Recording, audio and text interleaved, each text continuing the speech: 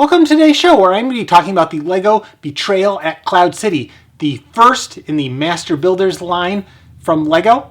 And I know the set has gotten a lot of hate out there. A lot of people don't like it. A lot of people think it's a waste of bricks.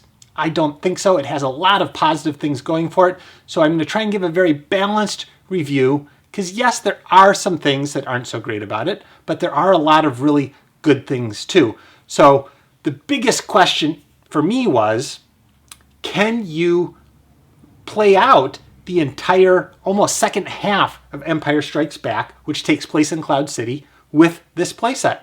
And then after that, we're going to look at some stats, look at that all important value question. Is this a good value for what it costs? And lastly, I'm going to compare it to the original big Star Wars playset. How does it compare? Because this used is about the same as this new. All right, so let's get started. First off, can you recreate the second half of Empire Strikes Back with this set? And you can. Let me take you on a pictorial tour. Okay, so let's just do a quick walkthrough here.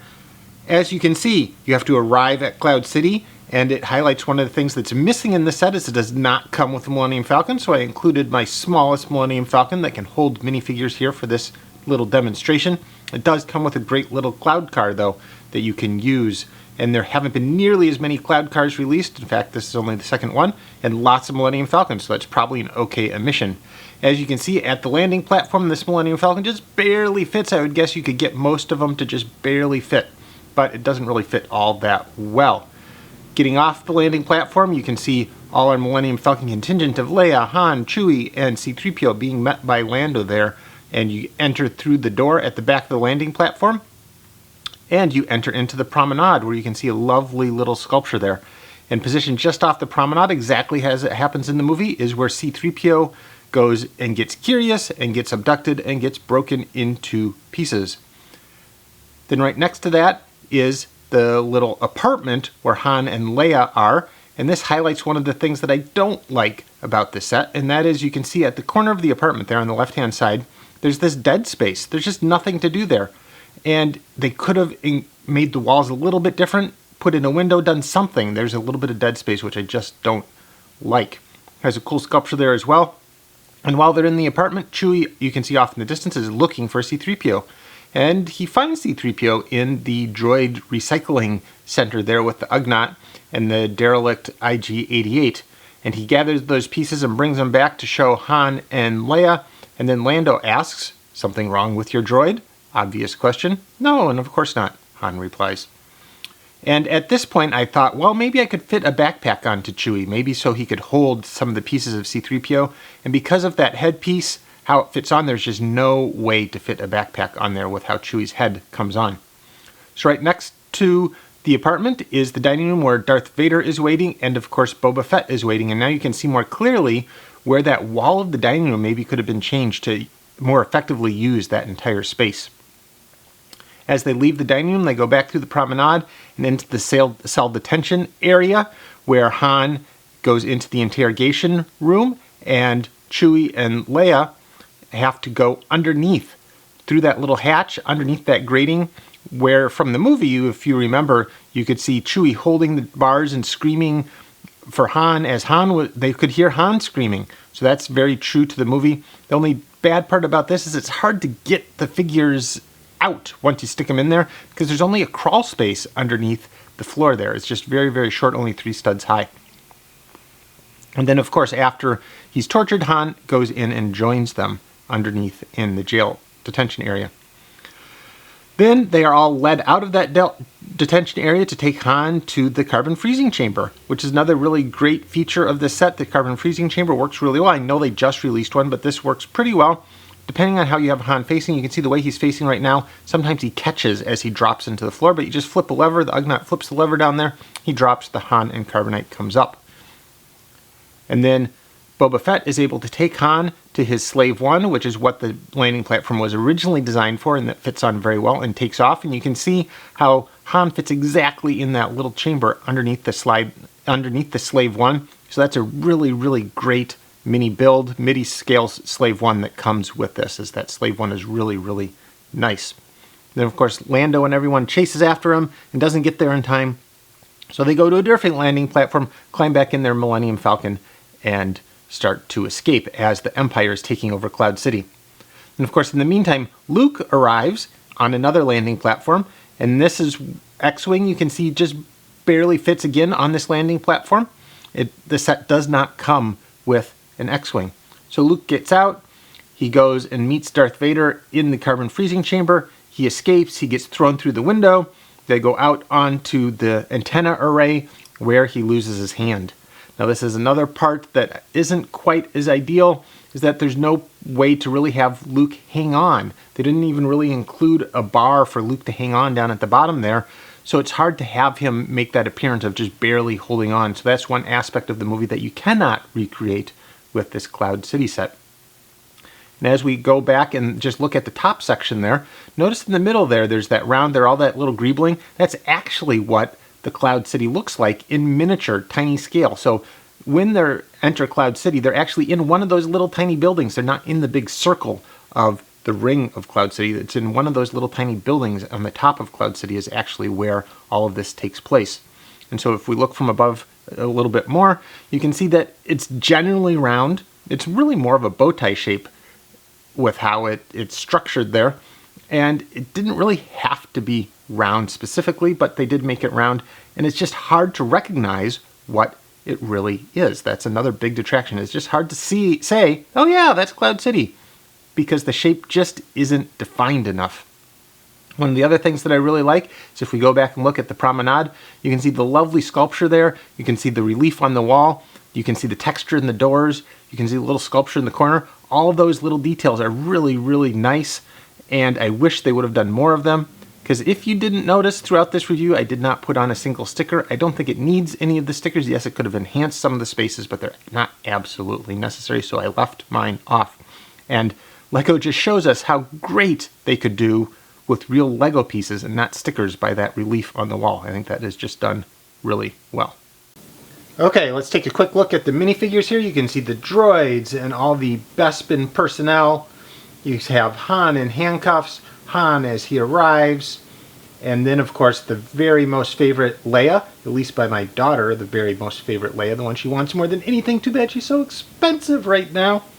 And then of course you have Lobot and another Leia and C-3PO and Chewie and Lando looking all cool and dapper, and a Luke and a Darth Vader, and maybe the most exciting one is the new Boba Fett with printed arms, printed legs, printed everything practically, and then of course some stormtroopers and an Ugnaught. Some of the other things that I didn't mention in that walkthrough that I'll show you now is that this platform here is not held on, so you cannot suspend this thing in any way, and you wouldn't be able to anyway because it's not a Technic internal frame. Also, the freezing chamber is not attached. It is just slides in there. So both of those pieces can be removed. Also, you can unhook a little plate on the bottom of the sensor array here, and swing that out. So you can also swing that out if you want to. So those are some of the things that you can do to it. So the biggest detraction is really the looks. The biggest attraction is that you really can do all this stuff in there. It really is a good playset. And the other biggest attraction that people said was, well, where are you going to put it? Well, it's not quite as hard as you would have thought, because this piece comes off. And because this piece comes off, you can actually pick this whole thing up. I have this cleared behind me here so you can sort of see. You can stick this whole thing. This is on an 18-inch shelf. But you can see, even though the whole thing is 22 inches around, since those pieces are cut off there, it's not completely round. You can see that it does fit, and it even has a spot where you can, if you let it dangle over, that the sensor array can dangle over so Luke can fall down. You can have the landing platform separate, and you even do have room that you could stick this guy back on. Here.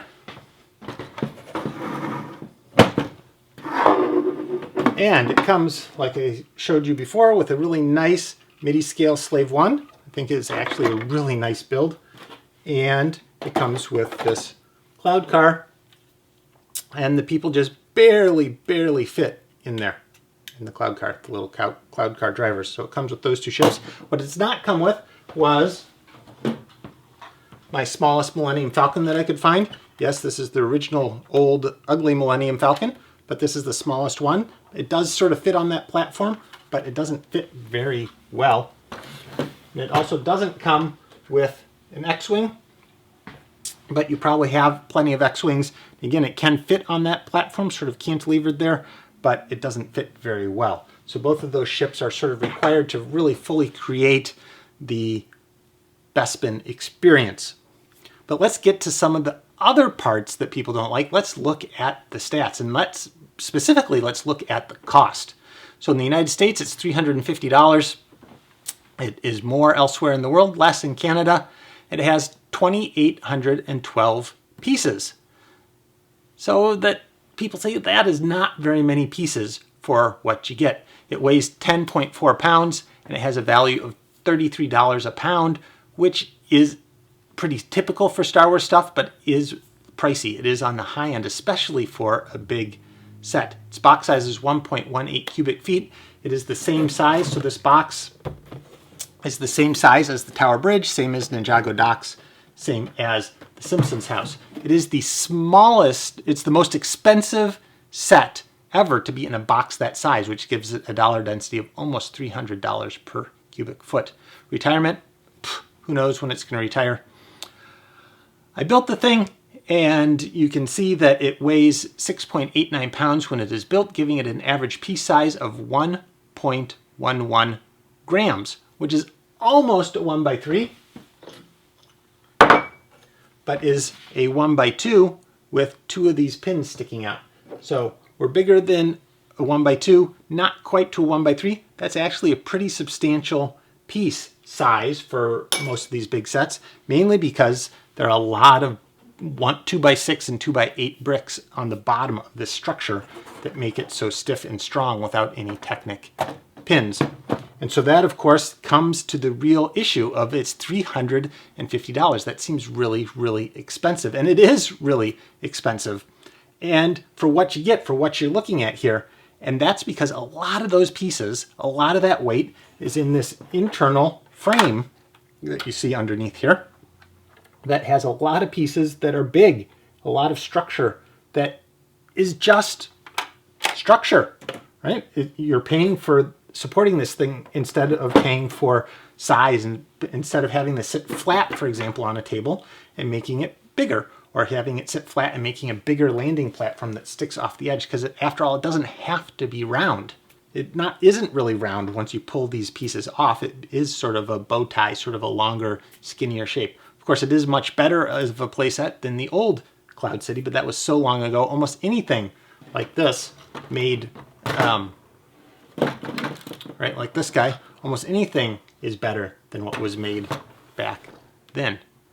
So this got me thinking, well, how does it really compare? Let's look at some other data. Let's see if it really is a good value. Let's see if it really is expensive. Let's see what we can tell. So I updated my exclusive, go ahead, put it up there, my exclusive sets from Lego Shop at Home. That's every single exclusive set that is listed when you go to Shop at Home and click Exclusive Show All. So you can see a whole range of points there with piece count on the bottom and price at the y-axis. And you can see it generally follows this line. We can throw a best fit line in there that explains 78% of this variability. So you can see that lines there. Generally, things above that line are more expensive. Things below that line are less expensive. And again, this is not an objective calculation of if something is a good value. It's just a comparative calculation of is something a good value compared to something else if we use piece count for what we're talking about. And you can see what are some of those sets I highlighted in red there where Betrayal at Cloud City is. So it's way above and to the left of that line, which means maybe it isn't such a good value. And then we also have, what are some of those other sets in there? We also have the Death Star, the new playset Death Star, and of course the Millennium Falcon way up there at the top, the UCS Millennium Falcon.